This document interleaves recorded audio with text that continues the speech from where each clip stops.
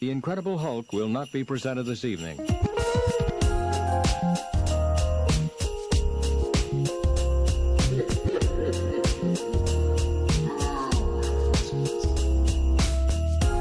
Hello and Merry Christmas. This is What If It's Cool, the show where we talk about anything and everything that is cool in the world today. I am Jabba the Hutt, that is Danny Crow, and with me is our resident Wookiee, Tim, and live from the Death Star, our Special Foreign Correspondent, Ewan. How are we doing, boys? Merry Christmas. Merry Christmas. Merry Christmas. Is it snowing in the UK right now, Ewan? No, but it is very cold where I am at.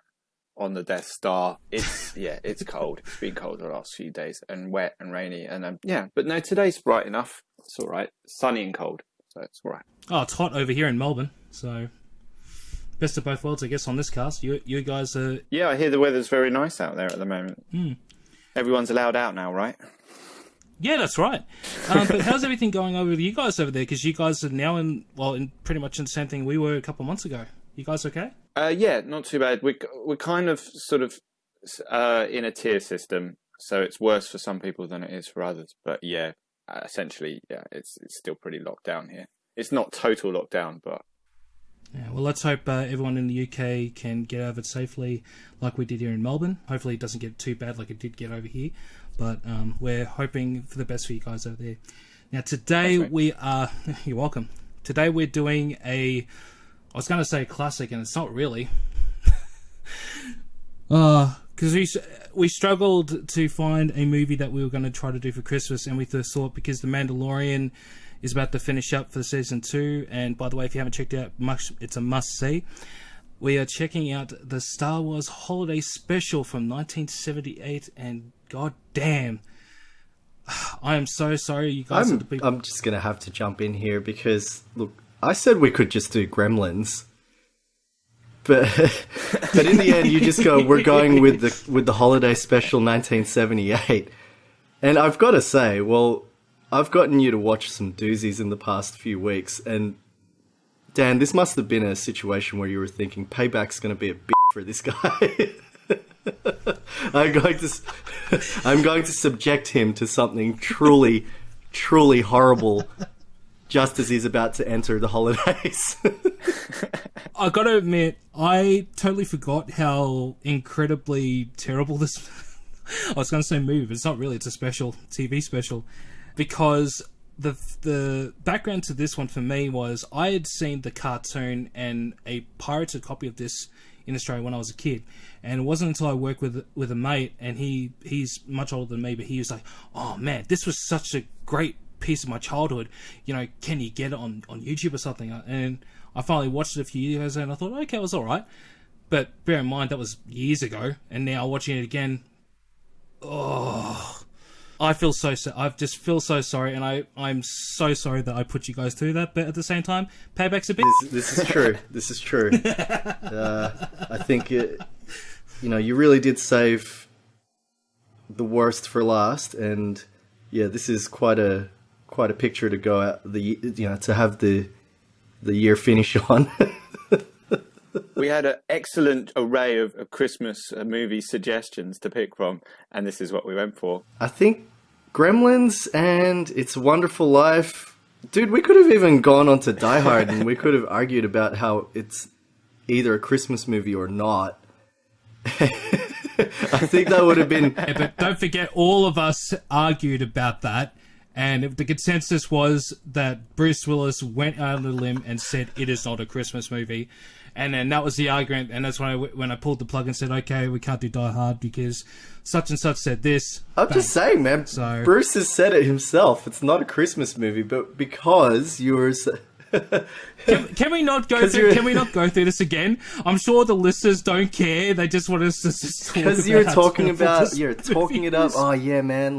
Christmas at the Crow household. We watch these movies. We could have done it. It doesn't have to be a Christmas picture per se. It could have been a movie that you watch around Christmas.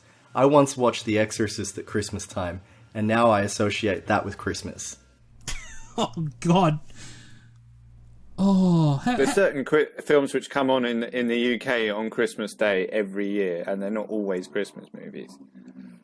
The Sound of Music, they love putting that on. Wizard of Oz, they always put that on. The Last Starfighter, for some reason, I would have loved that. No, that's a great movie. Raiders of the Lost Ark, that's on every year. Goldfinger, apparently, is one of them. None of these are Christmas movies.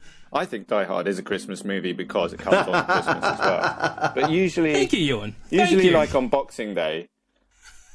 So does that count to a Boxing Day? That's definitely a Christmas movie. It gets in with the holidays, so yeah. Yeah. It's got Alan Rickman saying ho ho ho in it. Come on. Now I have a machine gun. Ho ho ho.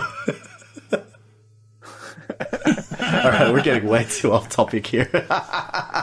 Yeah, we're getting way off. Well, let's dive into it. Now, there is a bit of backstory, and if you haven't heard, George Lucas has refused to release this because it's terrible. Let's be honest, it is terrible. But there are a little bit of nuggets in this special that they've done here. I mean, it's the first time you see Boba Fett. You get to see the extended family of Chewbacca. Some really bad singing. The works are all there. But the reason why it's all called the Christmas special, I don't know if you guys know this, is because he didn't want to piss anybody off, so they called it the holiday special. Yeah, I read that this aired the week before Thanksgiving in 78. I think so. I think that's right. So, yeah, I guess it was to tie in with whatever holidays. If it were successful, I imagine they would have shown it around Thanksgiving and replayed it on Christmas.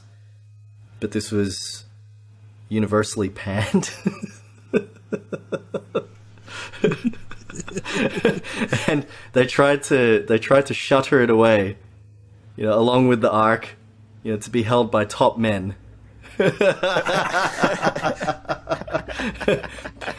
Those rascals on YouTube, they've managed to upload it. There's cheeky pirates everywhere. It's really surprising because, like, George Lucas is usually, you know, really up on being really restrictive with everything Star Wars. You know, he was really clued up right from the beginning about, you know, what he was doing with the intellectual property in Star Wars and where it was shown, how it was shown, and, you know, making sure he had all the rights to the toys and stuff like that. But to, like, sort of just give it to some variety show TV people and then give them the, you know, access to, you know, some of his treatments and the costumes and other bits and pieces, and then just to go off and let them, like, do whatever they want with it is really crazy. Like, I don't know what he was thinking. I think they just said, "Hey George, here's $1 million. Can we, you know, around with your little picture there and just make more money?" And he was like, "Okay, cool." I think it was probably exactly right. You're right, Dan. I think that's exactly what happened. He said, "Here's a briefcase full of money."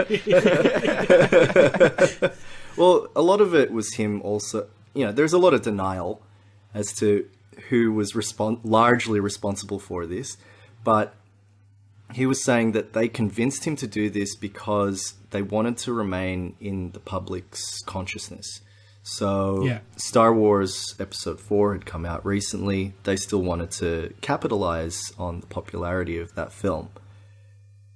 Of all the ideas that were, you know, sort of just ticking away in his mind, of all the ideas that he could have possibly picked, why oh why did he decide to choose a sequel featuring Wookiees only?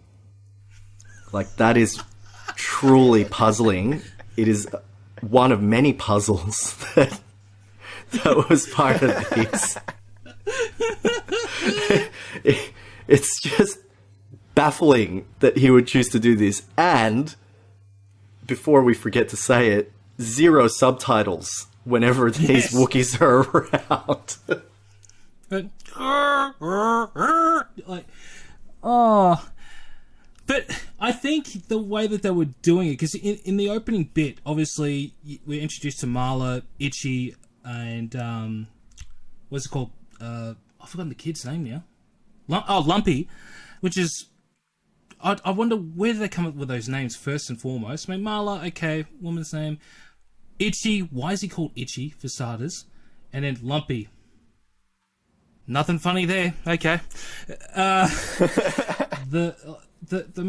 think the expressions that they're doing is just like, it's like you fill in your own gap.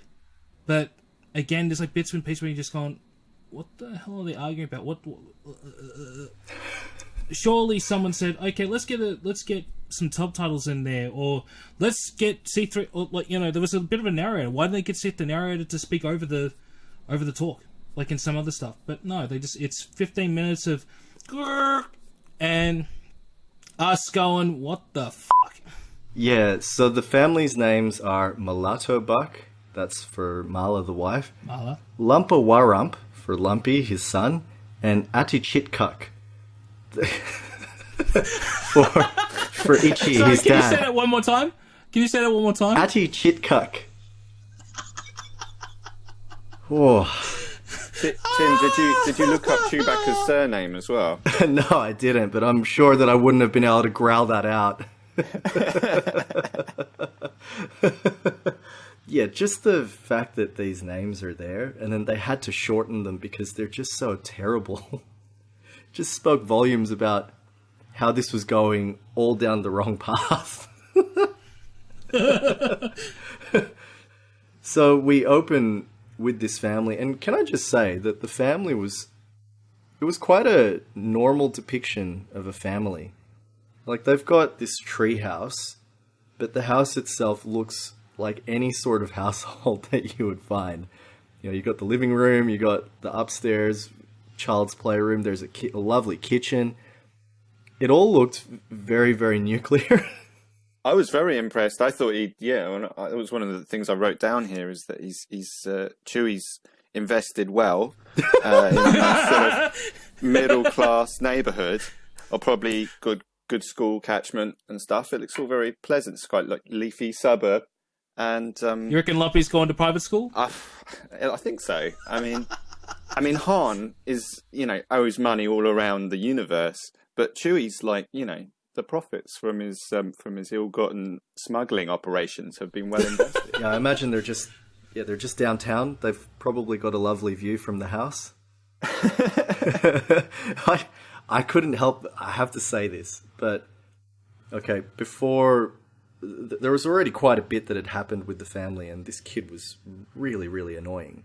There were parts, and this is all just subject to your own interpretation, because again, no subtitles, but because the kid is just getting told off by the granddad, or growled at by the granddad, and told off by the mum, I just thought that this could have, it must be like some kind of family sitcom. I think that's the tone they were trying to go for. And I just couldn't help it. With no laugh track. Exactly, with zero laugh track. But I just couldn't help but think that with Lumpy copying a lot of, reprimands from the two authority figures in the household, I just kind of thought of that DJ Jazzy Jeff and Fresh Prince song, Parents Just Don't Understand. I think that should be featured, as the backing track for these scenes. But where it got even darker, I thought, it could have gotten darker. How different would this holiday special have been if Lumpy, while trying to balance on that handrail, had just fallen off? I just wanted him to fall over at that point. I was just like, he's doing the little, balancing act. He falls over, he's dead. Okay, that's awesome. I don't know what that says about me, but... Or it could have fallen, and then the Millennium Falcon just swoops in and he lands on top of it and they catch him. Yeah, that could be cool. But yeah, they invested very little in the special effects for this. The special effects were very basic, probably recycled shots from the first film.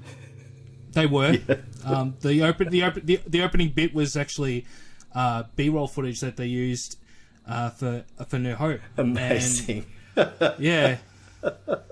Did you notice the sponsor was General Motors, and their tagline I noted down was "People building transportation to serve people," which is the best tagline I've ever heard. It sounds like something out of a John Carpenter film. Like you'd think that like the subliminal would just read "obey" at that point.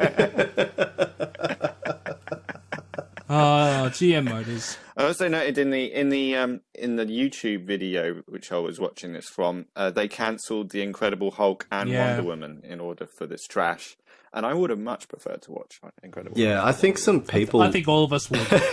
I think some people would have just been watching, just thinking, "What the heck am I seeing here?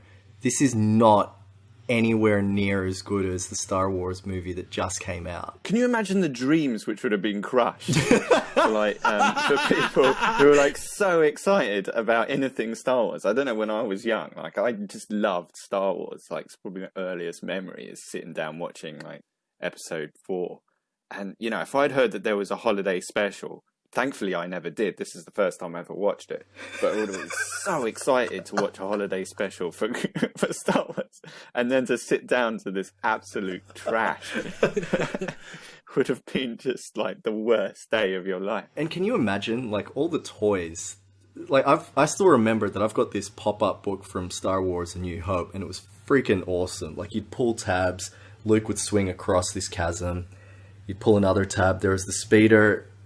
Awesome, right?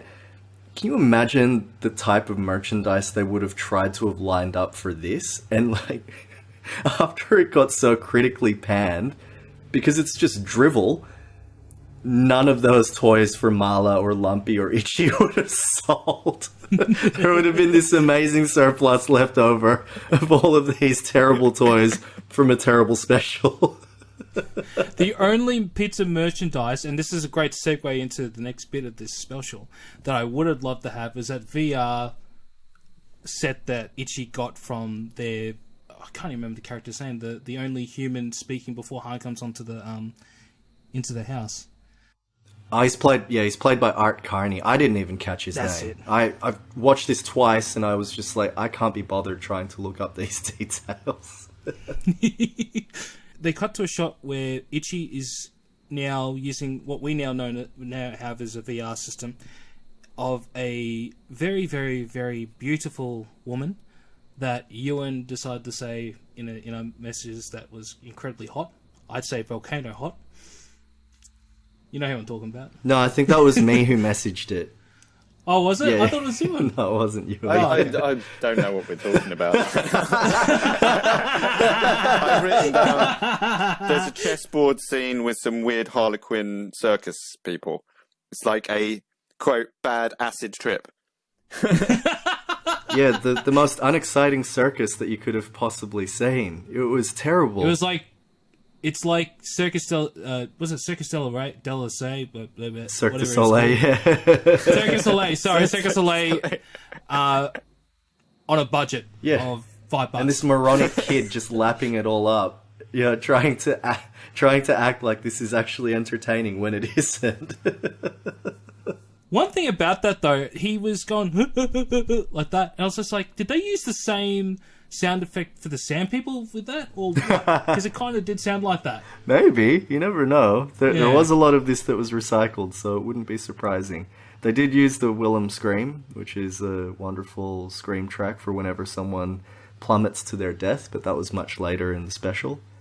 But Dan, you were talking about the VR. I think you wanted to get to that because it's been on your mind. Yes, it has. It was Diane Carroll. I'm saying the name right. It's because it's spelled really weird, but it's Diane. Right? It is Diane. She's introduced as Diane Carroll. Okay. A very, very beautiful woman, but this whole scene is very creepy, and it's not because of her, it's because of Itchy. Because the way his mouth works, and just like, just a look, just to have a look, because he's like with his mouth. Yeah, he's really. Oh, he's just, man, it's cringy. I think he looks like a sort of blonde version of the monkey from Big Trouble in Little China. Sorry. Yeah, it was very cringe because yes, he was smacking his lips. He was, there was a lot of anticipation there, a lot of excitement, and yeah, it's basically him watching. Maybe it was just shy of a striptease, really. Yeah, And you got to think that the influence behind this must have been from like a peep show, or someone on acid thought, "Hey, this will be a fantastic idea if we throw this in." And like Ewan said, they decided to use the Star Wars universe and try to jam that into a variety show format, which just is not going to work. It just won't. And especially because it's just so criminally unfunny. Yeah. You know, a lot of the comedy that was leading up to this, just it fell flatter than flat. It was. Do you mean you didn't enjoy the cooking scene? Oh, look, I did take down notes about what the cook was saying. So stir, whip, whip, whip, stir. Cooking can be fun. I think that was probably the high watermark of the whole thing. I know when I'm cooking bantha surprise, I like to add a little whisper of chel chum for added frequency. Before I stir whip, beat, stir whip, with my third and fourth hand. You know these actors that they'd brought in? So you've got Art Carney, you've got this person who played the cook, as well as the creepy patron down at the Mos Eisley Cantina. And then you've also got Beatrice Arthur. B. Arthur from Golden Girls, for those who's playing at home. Exactly. So you've got all these people who have probably got like quite a lot of experience in variety shows, certainly comedy shows or sitcoms, but I think they were just given very little direction. They were probably just put in front of the camera, and then the person who was allegedly directing probably just said to them, be funny. Make this hilarious. It's just like the script it feels like it was non-existent the entire time. Yeah, I agree with that. Yeah, they obviously didn't know what they were doing for most of this. I mean, the costumes just look scary all round. The script is terrible, and the acting is awful as well. And I mean, even the jokes. A carpet which is made by hand by an old woman by hand solo. So cringy. I just an Imperial Guard guy doesn't like fish, and it seems to have a sort of ill-fitting hat. And that voice as well. I'll take it. Oh, yeah. Then, I said, but I'll take it. I'll take it.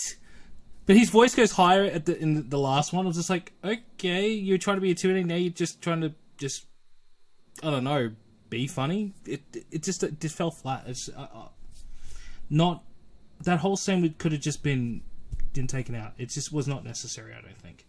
Yeah, coming back to that Itchy scene, right at the very end, he was very satisfied at the end. I found that very, very disturbing. Interestingly, there are no tissues there. I think the fur doubles for that. I'm sorry, boys. I had to be lewd today. That was the only way that I was going to get through this film. Tim, this is a family show. Come on. You'll have to add some kind of warning. I tried to block it out from my memory, that whole scene. I've just written down Itchy's weird kaleidoscope porn machine. Yeah, I want me one of those. And then I just left it at that, really. That sounds Luckily, amazing. I think they bring on Leia Carrie Fisher like directly afterwards, so you know. Okay, did you guys get this though from that? She's got a massive calculator, so is she just doing the budget for the rebellion at that point? Yes. So, we need $400 for new uniforms. We need $2 million for this. I thought of all of the things that they could have placed her in, why did they not just place her in a command center? You know, like, where she's actually calling the shots. No, she's there doing the budget for everyone. Maybe in their mind they thought, okay, well, we need to show how they actually get paid in the rebellion, so that's how they're going to do it. Look, guys, we really need to sort out, you know, our 401s or our, you know, this fiscal year has been crazy. I need everyone's receipts, please. We need to do some serious reconciliations here. Why'd you spend money on that? We need to cut back. Come on. Oh my god. But the one thing about Carrie Fisher is, I know a lot of people panic. I actually looked at it and just going, I think she was just like mesmerized, and she's just like, what the hell am I doing here? I thought we're done filming, you know? Her scene actually has 0 sense and has 0 point to it. Like, it's just like, there's no reason for it apart from putting her on camera. And she's great. I love her. But there's really no point her being there. And it's the same with Luke's scene as well. Like, it's just like they sort of shoehorn it in just because of their, I guess, contractual obligation to be there. But they didn't actually even like bother to think of a reason to put them in the special. They're sort of just like, oh, hi, bye, and that's it. Yeah. Yeah. But the difference between Luke and Leia scenes is, at least Leia looks presentable. Luke looks like he's just come out of a kabuki play. Like, he's had so much eyeliner on, it freaked the crap out of me, man. I can't imagine if I was in the 70s as a kid watching this and going, what's wrong with Luke Skywalker's eyes? It's so creepy. He's very blonde. Yeah, very blonde. Yeah. Very blonde. But was that before he had the accident where he got the I think so. the thing? I think so. He doesn't look as though he's had his motorbike accident yet. Oh, I think he had that after Empire. Is that right? Before that was before Empire. No, I read somewhere that the reason why he looked so scary in this was because it was the plastic surgery after he'd had the car accident.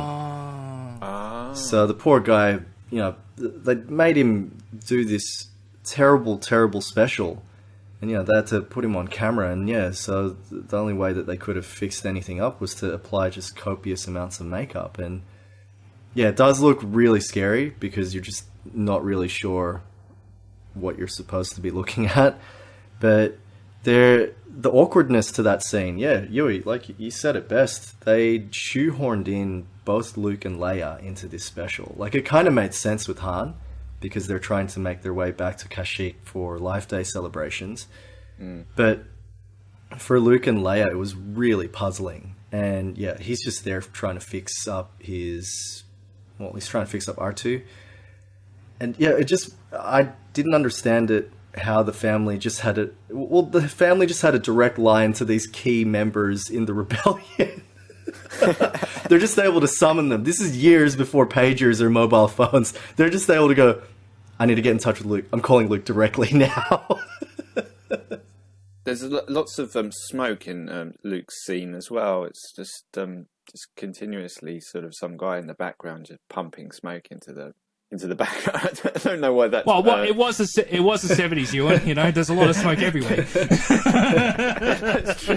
The crew were probably just getting completely mashed off camera. It wasn't a smoke machine at all. Well, I was just going to say, there was just an abundance of smoke machines. But yes, okay, maybe they were getting mashed off camera. Because they knew that, was it Jefferson Starship were about to come on. And they wanted to be, like, properly high for that. How awesome I don't know what they look like now, but how awesome were they back then, man? Would have loved to see them. That was a banging track. It was so freaking good. I thought that, this is where it's picking up. This is maybe going to help right the ship. It definitely didn't after, but it was one part in the entire special that I thought was a bright point. It was very bleak until that point. But it was just weird that this traitor character played by Art Carney, everything that he'd brought to the house would lead to some either skit or a musical segment. I've written down that the weird sort of neon pink lighting thing during the video makes the mic that the guy is singing with look like he's singing into a very small lightsaber or a toxic ice lolly. Well, okay. Although I did dig the guitarist who was doing the massive windmills in the background, like the windmill strums. That was cool. Yeah, you'd see some of the purple lights sort of bounce off, kind of like electricity, I guess. And I thought it was a really, it was a semi-decent special effect, I guess, but this predated Mace Windu's purple lightsaber, so it did. Maybe they got some inspiration from this. I just want to know, how did they get the call? I don't know much about Jefferson Starship. I just know some of their songs and that's about it. But were they really big at the time, or they just went to any rock musician and say, "Hey, we're going to do the special. Do you want to be part of it? Here's a small briefcase of money. Oh yeah, we'll do it. Cool." I imagine it's like any sort of talk show or any sort of special. They just think we need big name musical guests or big name actors that are going to be on the show. And yeah, they were probably quite big at the time. Who knows? You know, either way, like, again, they gave us a really banging track that I really enjoyed. I'm going to put that on Spotify. Yeah, I love this scene. It's almost as good as the next thing we're going to talk about, but if you're going to be watching one particular scene in this special, it is definitely the Jefferson Starship performance. The Imperial Guard guy loves it too. Yeah. You know, he was like really down to start with, but by the end he's like a massive like smile on his face. So... I was really confused about that, like why they kept cutting back to their reactions, which I kind of thought were non-reactions, to be honest. Like, especially the first time you see the Imperial officer who's viewing the video. It was a very, very passive reaction, if anything. But yeah, like it's... Look, maybe it was to sort of gauge like audience reaction, and yeah, who knows? Oh, without a laugh track or an audience there, there's no real interaction, is there? So that you've got to put, you know, whatever characters there, no matter how good or in this case terrible their facial expressions are. But let's move on to the bit that is the only thing that's ever been released publicly by LucasArts, which is the cartoon portion of the special, which features the debuting Boba Fett with some really, really, what's the word? Questionable animation? Yeah. It's kind of trippy, isn't it? It's like a sort of Yellow Submarine-esque. I never thought of that, but you're right, Ewan. Yeah, very, very Yellow Submarine. Yeah, I think that, like, you know, the animator obviously did a stylistic choice that he kind of didn't want to make it too, you know, realistic, that he wanted to have a sort of a rubbery feel to everything, and then just went with that. I think it's fine. It starts off like Star Trek. That's the only thing that I like. The major thing I took from it was that it starts off with Starlog. What, the animated one? Or... Yeah, the animated version. It starts with Starlog something something something, and that's very much like how an episode of Star Trek would start, like, you know, Starship. Well, when you just said something something something, I'm thinking of Family Guy, man. It's always like, you know, Stardate 2647, we are blah, blah, blah, blah. And that's exactly how this started. I was super puzzled by the animation at this point. The animation was... Look, I'm not going to say that it was overly bad. It was kind of cool in spots. It looked a bit similar to anime. But I don't know if they know how to animate eyes, because Luke especially Luke's eyes looked super crazy at one moment. And Han Solo's face was just stretched to the point of comical character, you know, like a comical caricature.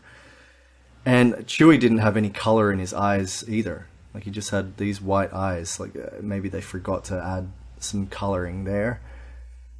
But when they landed on this planet, what was the planet called? I think it was Pana or something. Something like that. I'm not sure. I didn't know yeah, that. the sea was kind of like jelly, so I just kind of started thinking of the old aeroplane jelly ads, and I just found it very bizarre. Like, it was a very strange dream sequence. Want aeroplane jelly. Yes, that was definitely the invitation for you to sing it. But no, I just, when you said it now, it's making me hungry. Great. But the whole thing, yeah, like you said, it's a choice, but it's a puzzling one again. I know that in certain films they've decided to use animation to tell part of the story. Look, Kill Bill is probably one of the best examples because it got ultra violent at that point.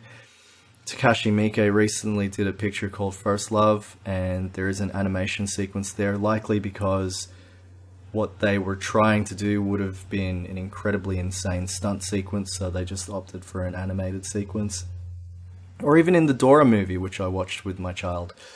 The Dora movie, they inhale these mushrooms by accident, and it gets them all high, and then they all transform into their cartoon versions.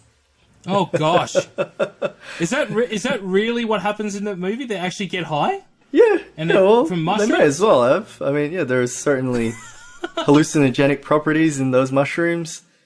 But with this, there's no reason why the kid should be seeing them in cartoon format. Again, he's got a direct line to seeing where his dad's at. And for some reason, it's all animated. Yeah. Again, maybe it was the cheaper choice. It was for budgetary reasons they had to go with an animator for this. But I don't know. Like, I imagine animation's quite expensive. If I remember correctly, there may have been this, because there's quite a few specials that were made in the 70s that had the variety sort of thing. I think that may have been one of the quirks for it, because there was a DC special which had like Adam West and Burt Ward and a few other people playing Justice League characters. Like, the name of it just is completely gone from my head for now, but I remember there was an animated bit there as well, and it was 77, I think, a year before this one came out, and I think it may have been a trope, but if I'm wrong, I'm wrong, but that's sort of what I'm getting from it. But I think you're right, because what they had to do, especially with the alien that they're battling at the start of the when they get on the planet, that would be very costly for them to do, and they probably would have done, like high school makeup tricks to get that monster in if they had to do it live action. You know what I mean? Yeah, it was a very strange, almost dreamlike sequence, I guess, to feature in this. Again, this is keeping in the spirit of having a holiday special, so there's meant to be something for everyone in the family to enjoy, so they probably chucked this in there for, to sort of please the kids. It was a situation where they were just throwing as much shit at the wall and seeing what could stick. Or, one quote that I did like hearing was that, it's like trying to shove 10 pounds of shit into a 5-pound bag. I just don't think they had the budget for a giant red jelly planet with Loch Ness monsters. They probably didn't even have the budget for Boba Fett's costume as well, because I hear that was quite expensive to make. So yeah, this is Boba Fett's first introduction to the Star Wars universe. I think it's pretty awesome. Like, he's another highlight, I guess, in this special. Obviously goes on to become quite a beloved character in the canon. Is this actually canon, though? Is this considered canon? Well, it is and it isn't, because it's now referenced in... the actual act of Life Day is actually now referenced in The Mandalorian. So on a technicality, it is, but it isn't, because I think Marla is in Solo, but Lumpy isn't, and Itchy's never mentioned in it. So I guess maybe bits and pieces are, but not the whole thing. Because the sequel to this, which is now the Lego Star Wars Holiday Special, is a direct sequel to this, but the Lego series of short films are not canon. Okay. I was really puzzled by what happened next. So Lumpy, the Imperial troopers are all at their house and searching for rebels. And Lumpy is told to go up quite menacingly by the Imperial officer, "Go, clean up your room." He turns to Marla and he's like, "That'll keep him busy for a while." That guy's the worst actor I've ever seen. He's just constantly blinking and clicking his fingers and making like some really weird face movements. He's probably one of those guys who can't remember his lines. But the kid is told to clean his room, and what does he do? He instead starts watching some weird instructional video. Like, I'm thinking, what a rapscallion, He's the hell was he building? It's a Anamorphian mini transmitter. I like the bit where they advise him to open the packet very carefully, so like the tools don't fall out, which is actually a very useful lesson if you've ever tried to put together some furniture or anything like that. Yes, keep all your Allen keys in here. That's for true. Safe storage. You'll lose some screws. So he was a video version of the IKEA manual. Basically, yeah. And he was glitching out because, he was some kind of robot with mechanical quirks. And humping the air. Oh, man, it was... man, was that incredibly cringy. Yeah. Like, he's grabbing onto his ass and then, humping. I'm like, dude, what the hell are you doing? Like, this is meant to be for kids and families. Like, they don't want to see that shit. Yeah, and then when Lumpy's just sort of, nodding excitedly while watching this instructional video, I was like, if you get this, great, because I've had to rewind this several times because I have no idea what the heck's going on. but later on, it does turn out that he's built this microtransmitter, and then he's broadcast the message to the Imperial officers to say return to base. And he's just like sort of mashing it along on this little microtransmitter. Yeah, again, it was some kind of semblance of a story they needed to just sort of throw together. It also took him ages to open the box for this as well. I don't know whether you noticed that. The guy in the costume had real trouble. It was like 30 seconds of him trying to open a box. Maybe they were doing that because they were like trying to get to a certain time frame, so maybe that's why when they were at the start where we got 15 minutes of Wookiee speak. Yeah, It's tricky just to kill pad the time. these things out. Yeah. What's funny is that they believe it, but it's obviously a robotic voice saying, you know, return to base, and they believe it. The rest of them storm off, but one of the stormtroopers is left behind to watch over the family. Surely, you know, they should leave maybe 2 or 3, but I think for plotman's sake, they've just left 1, and automatically he can already hear it. Like, why couldn't if he can hear it, why didn't the other guys hear it? And you're right. Why would they just leave 1? You know, the Wookiees, we already know, are capable of ripping out someone's arm from its socket. Exactly. So why would they leave a lone stormtrooper to watch over this family when all 3 could quite easily tear him apart? But you know, the puzzles continue. But that segue from, so while the troopers are still there, there's something that beams onto the massive flat screen that they've got going on in Chewie's house. Again, you know, sound investor. The guy is clearly able to deck his house out with top range appliances. But then they, for some reason, get to see life on Tatooine. Yeah. You know, all I could think was that, you know, producers for this special were thinking, you know what? These are the base elements that people love about Star Wars. Costumes, some light action, Tatooine. The music, especially the... Let's just mash all that together into a variety special and we're going to have solid gold here. I was actually reading this quote. So AV Club are convinced that this Star Wars holiday special was written by a sentient bag of cocaine. Quite possibly the best quote that I've read about this thing. Oh my god. It just beggars belief that something like this could be made. Had this been brought out around now, can you imagine the fury that the internet backlash would have been? They would have shut down any chance that Star Wars would have had any other sequels. Like, this would have been the end of the Star Wars franchise as it was back then. You destroyed my childhood! Yeah, well, like, so many people would be trying, you know, calling for whoever's head was responsible for this nonsense.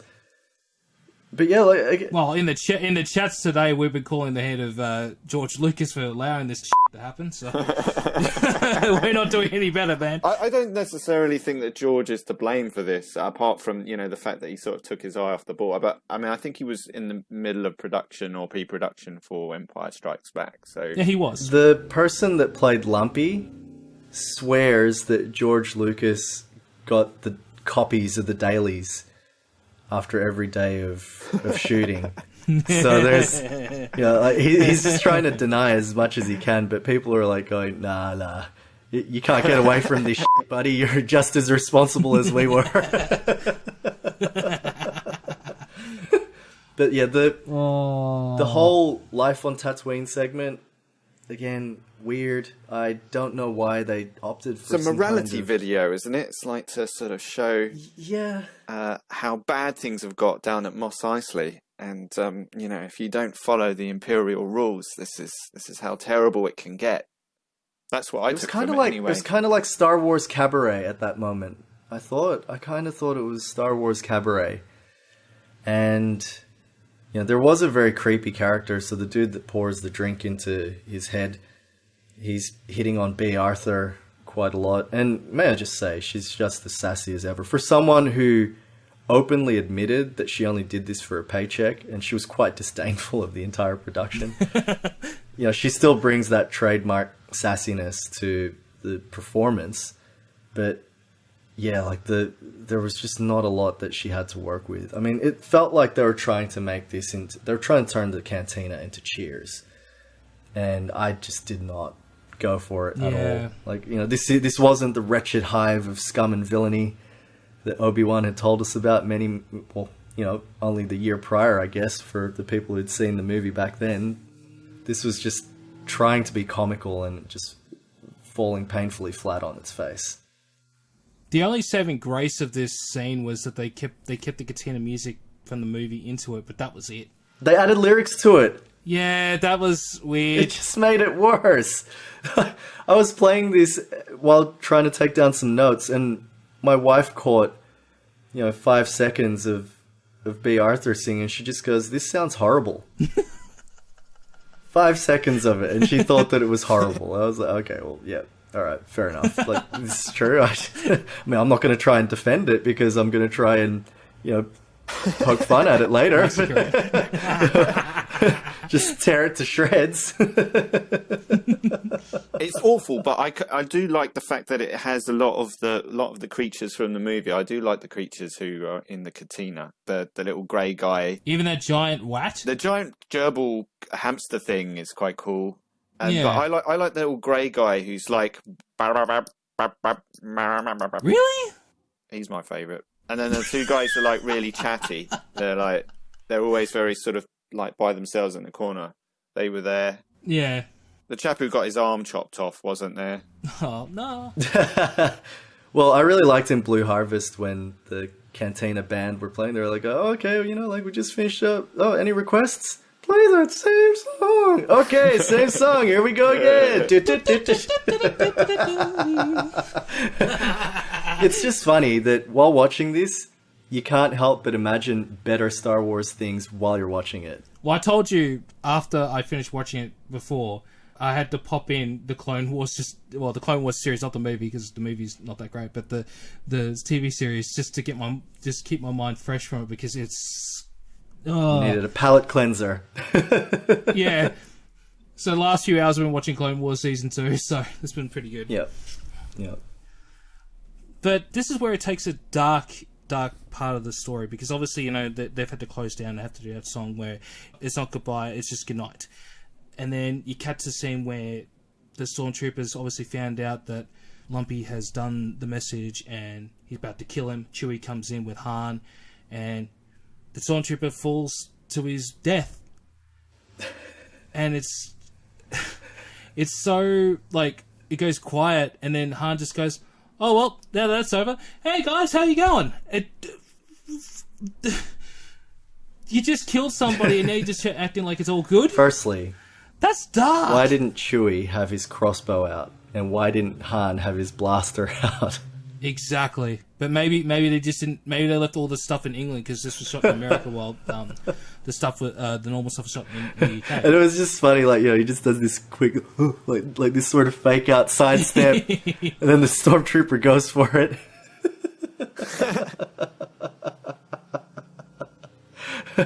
But he did have this crossbow though. But it's so fast that scene you don't really see because even myself I thought it was just a small gun, but. Yeah, it's just too fast. But it doesn't even matter because that whole bit, it's just how do I put it? Like, I know it doesn't matter how good or how bad the film is. I'm always critiquing because I'm just like I always have logic. But this one makes absolutely no sense. Like they kill the guy and they act like it never happened. I'm like, come on, guys, like just spare a moment. You just killed somebody. He probably had a family. Maybe had a backstory, like he rose up in the ranks to get to where he was, and now he's fallen off off a Wookiee's You know, house. you've created probably a more interesting story than what we had to watch. LucasArts and Disney, my address is in the description, so please send a check my way. So, I mean, there's a lot of nondescript stormtroopers who probably just, for them it's their job, who are killed during the course of 9 movies. Isn't there a thing in it's not Mallrats? What's the one before Mallrats? Clerks. With Clerks, when they're talking about like the contractors who are just there to build the Death Star. But, it's their own fault for taking a very risky contract. It makes so much sense when they talked about that, though. And I'm like, wow, that blew my mind. I was 14 when I saw Clerks, and I remember seeing that line, and it never even occurred to me that there would probably be innocent people on the Death Star working, doing their job, and had nothing to do. It was just like, okay, they'll hire to be on there to fix the repairs. Okay, bang, and they go back to Tatooine or wherever they were. When Han enters this scene, it's great that he's the one that picks up Lumpy. I just thought, I think they needed to give him something to do. He's like, oh, come here, sweetheart. He goes, oh, here's your daddy. Just passes him off to Chewie. I was like, okay, this is kind of awkward. But, when he's talking to Mala, I always think that whenever the camera is just focusing on Mala's face and she's got her head tilted to one side, it's like she may as well be shooting hard eyes at whoever she's talking to. Yeah. And it was so weird. I just did not think of this as being the proper expression. And turned out that Mala's entire costume was just from rejects of Chewbacca's entire costume. So I don't know, maybe it was shows. but it totally shows. yeah, but whenever she was staring at them, it's like, I don't know why this comes across as a romantic gesture instead, rather than any sort of emotion. It's like, this is the only emotion that this face was able to show. I just think it's weird when they do I thought they were going to kiss and they end up just hugging. I just thought, hang on, Marla kissed the traitor. She made googly eyes at Luke, acted like she was besties with Leia, and then she can't give her husband a kiss on the lips. That's just, I don't know. I found that incredibly weird. Yeah, I think she was quite upset with him that it took him so long to get home for Life Day. And there was quite a lot of danger, so maybe that was that. But again, you don't know because there are no subtitles to help us with this shit. Yep, all it is... And then that horrible noise that Lumpy is always making, this incessant bleating. It's just, could you not have come up with a better sound effect for this kid? Because this kid is already getting on my nerves. But the next bit is them grabbing... What did you guys call it before? It was a great reference to what they had in their hands. The Sankara stones from Temple of Doom. Yeah. That's essentially what they were holding. I don't know if you guys noticed this because they're wearing red robes, but clearly they're not wearing their costumes more. They're just wearing the mask. It's because Peter Mayhew, who's was a big stature bloke. Whenever he had the fur on, you can tell it's fur. But this one, clearly she's just wearing a cloak. Everyone's wearing a cloak, so that whole scene just became, again, oblivious to me. I'm sorry, not oblivious. Just came one of those things where I'm just okay, they're phoning it in now. They don't care to get back continuity. I don't think they had enough Wookiee costumes. That's what I found out. That they actually had the 3 main Wookiee costumes for however bad they were. Those were the good ones, and then they made some Wookiee heads, and then they had to have everyone in a red gown because they didn't have enough Wookiee. But what the hell? How do they get to that spot then? Are those stones magical? Then they can all go and meet in one spot. I don't know my Star Wars lore that well, but I'm pretty sure they don't have mystical powers. It's a sort of giant, spacey, spiritual temple place. They, I guess their stony candle things transport them into sort of a collective trip where they all walk into a giant ball of light, and then there's lots of groaning and smoke, and then they just then they have a song. Okay, I'm on the agreements. This was done with cocaine. Easily. No. A sentient bag of cocaine wrote this. Oh, sorry. A sentient bag of cocaine. Yes, but the Sankara stones that they were holding, seriously, I thought that if they were going to be transported anywhere, it should have been to Molaram's Temple of Doom. It all had a very procession-like proceeding towards this Tree of Life ceremony. They're all wearing their cloaks. Like, it felt like some kind of cult.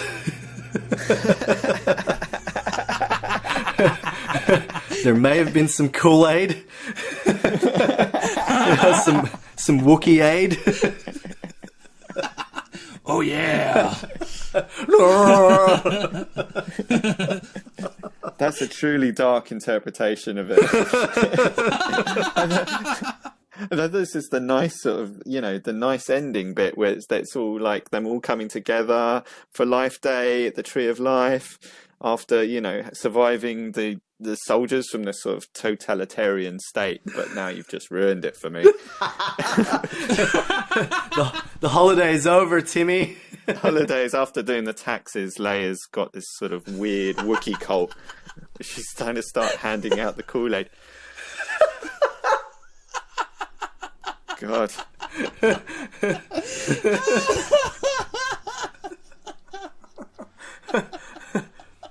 Wookiee Kool-Aid! Well, I actually think that, yeah, you're right, Yui. Maybe Leia would, should finish doing the budget for this large-scale celebration.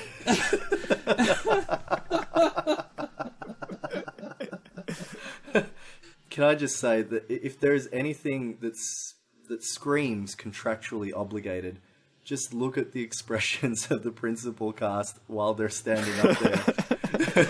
All of them just look like, please God, just like let this be over. I need to be somewhere else. Like, this is the worst thing that I've had to do. It's like, hey, fresh face, you just came off the back of a really huge picture.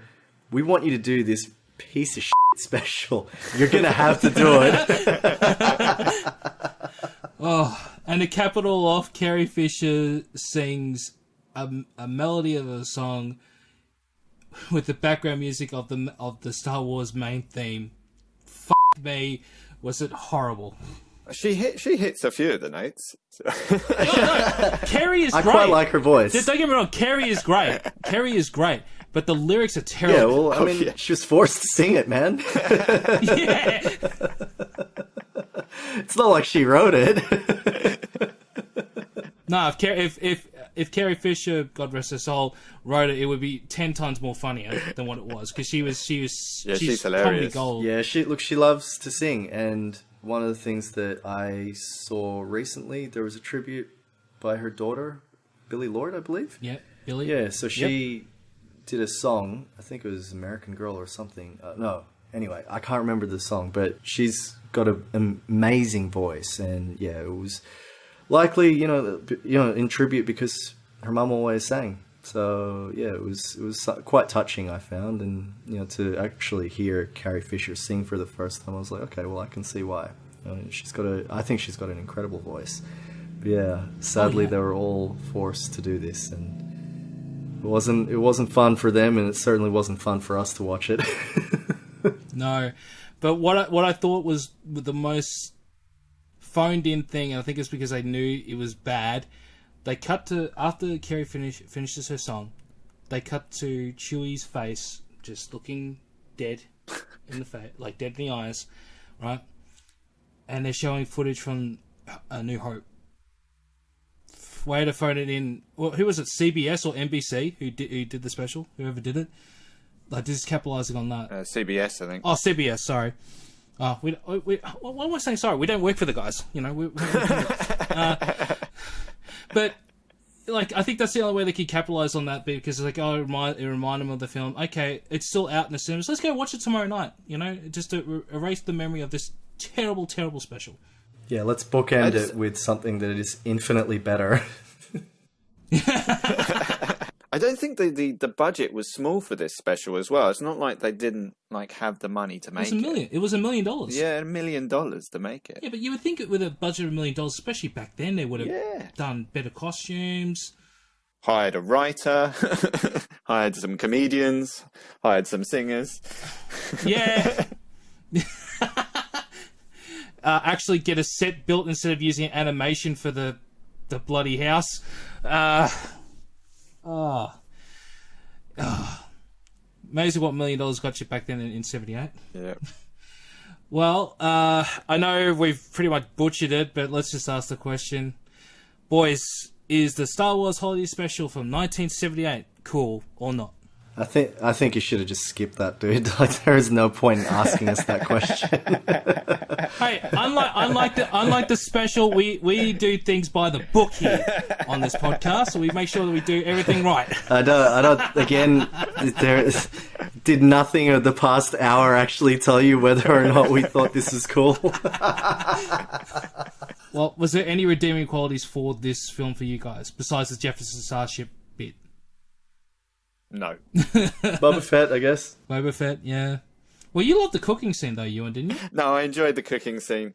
Yeah, it was terrible, but it was stupid and funny.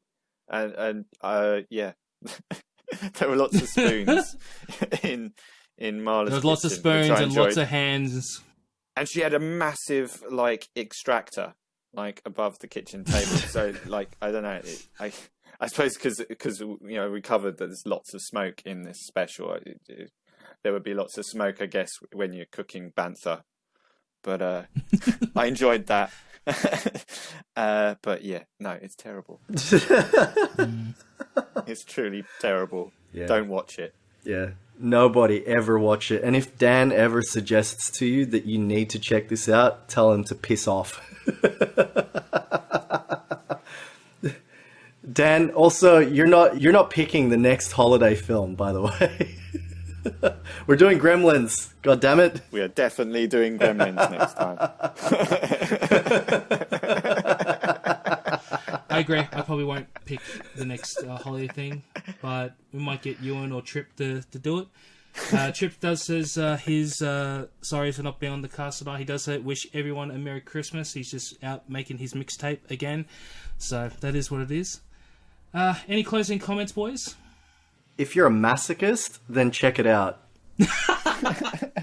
That's the only reason why you would try and find this garbage. If you really love Star Wars and want your, dreams to be crushed, then watch it. And follow that up with The Phantom Menace and Attack of the Clones. Well, that's all the time we have for this episode. Don't forget to like, share, and subscribe to our podcast on Anchor, Spotify, Breaker, Overcast, Pocket Cast, Radio Public, Google Podcasts, Castbox, and of course iTunes. And while you're there, leave us a like and review. If you're watching on YouTube, please hit that subscribe button and enable those notifications. Make sure to follow us on Facebook at What If It's Cool Podcast, tweet us at What If It's Cool, and find us on Instagram at What If It's Cool Podcast. Keep that support going. And until next time, folks, we'll catch you on the next cast. Peace.